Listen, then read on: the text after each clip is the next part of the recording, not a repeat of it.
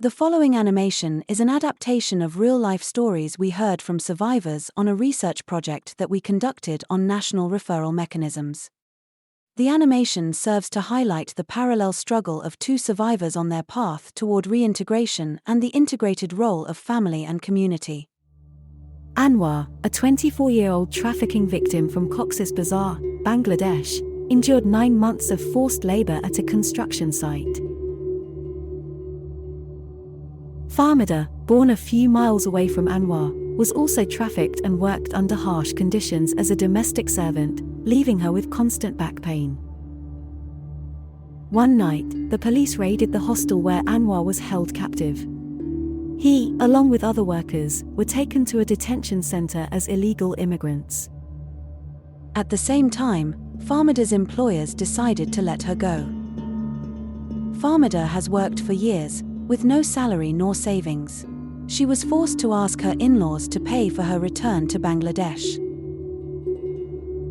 After a lengthy investigation, Anwar was finally deported and repatriated to Bangladesh. Anwar and Fahmida coincidentally found themselves on the same flight home, unaware of their parallel stories. While Anwar was greeted warmly by his family at the airport, Fahmida's husband was the only one to show up. Knowing that her in-laws see her as tarnished, she anxiously followed her husband home.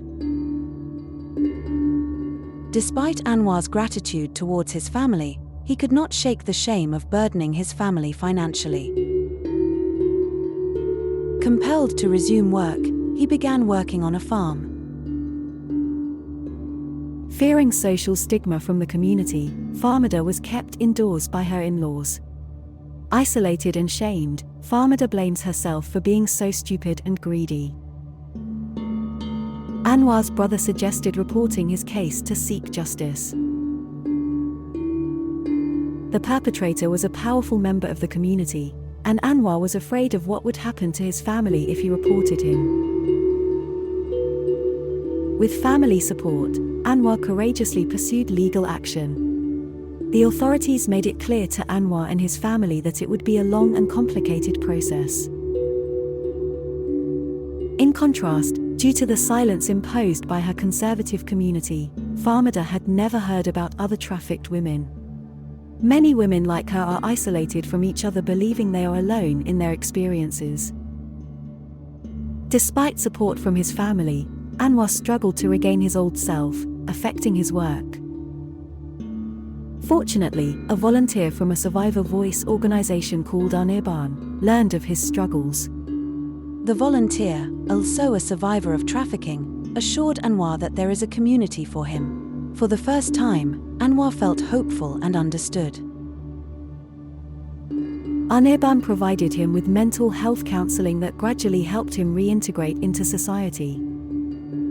For Fahmida, the pressure on her physical and mental health built up, triggering feelings of shame and self-blame. This left her feeling trapped and depressed, with no escape in sight.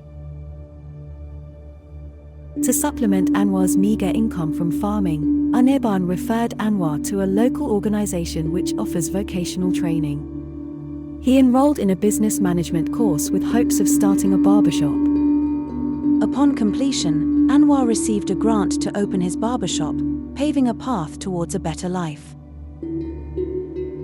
Shandon excluded, Fahmida believed her only choice was to migrate once again with help from a local broker.